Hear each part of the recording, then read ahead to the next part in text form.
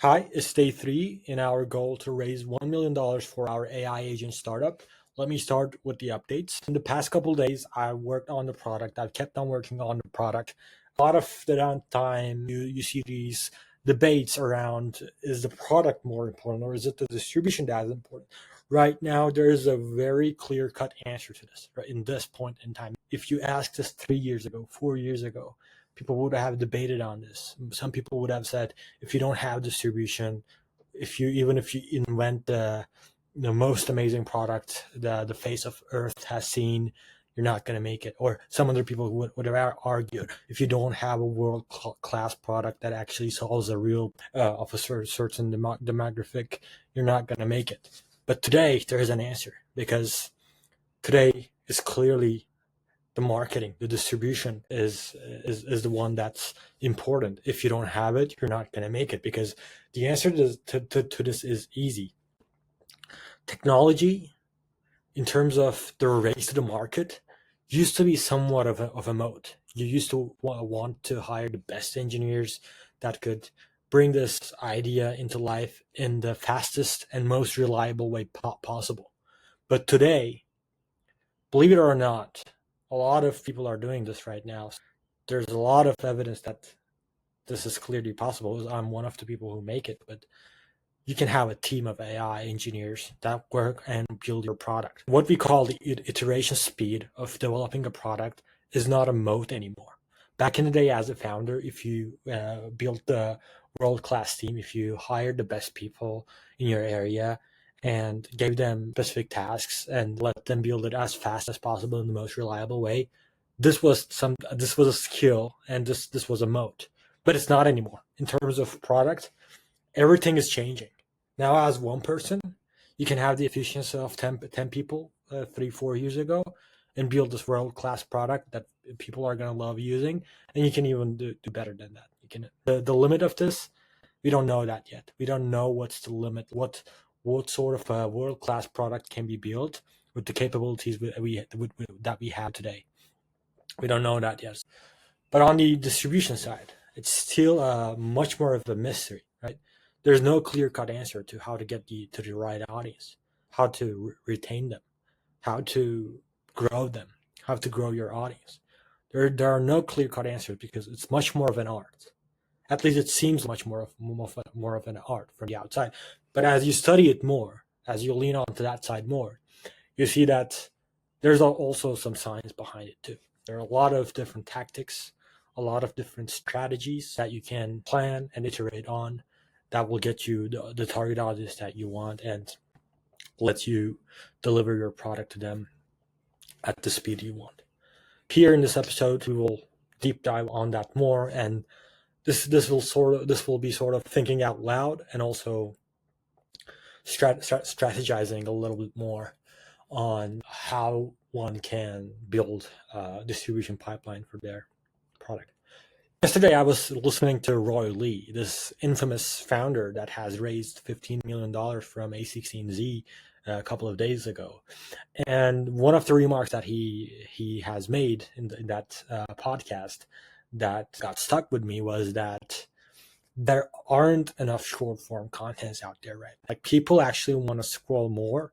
People actually want to spend more time on short form content, but there aren't enough content. There's still this arbitrage opportunity in that distribution channel that you can use for your advantage. And I definitely agree with that. This was something that I realized about a year ago while I was working on my previous idea, that it was relatively easy to really get to the right audience and right amount of audience in a short span of time relatively to the other channels through short form content, because it's absolutely sticky. The nature of it is absolutely sticky. The more people get addicted to it every day, and they're not really getting, not every single one of those swipes land on a perfect content for that person.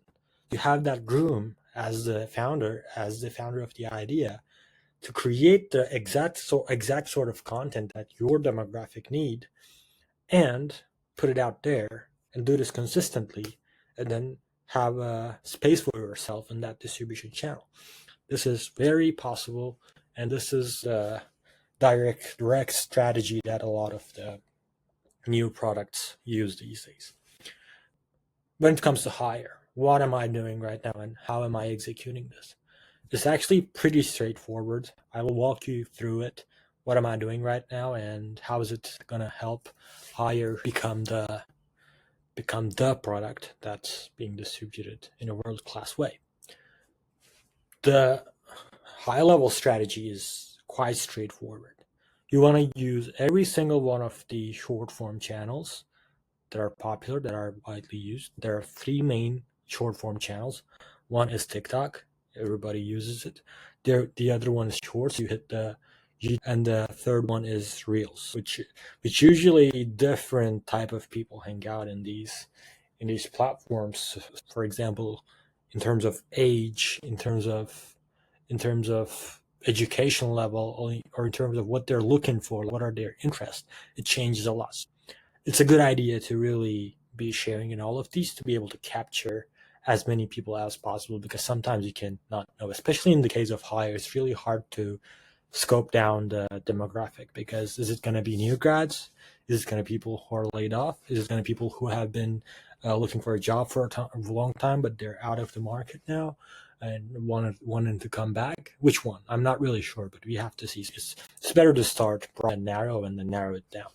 You always want to do that with your target market. On the TikTok side, TikTok is the most important because that's the one that gets the most engagement, that has the most users in terms of short content. And people are usually more leaning towards engaging with the content. That's been my experience, at least. You want to be posting at least 2-3 posts daily to TikTok. And if you do that consistently for enough time, then you start getting consistent views from the target audience that you want exactly.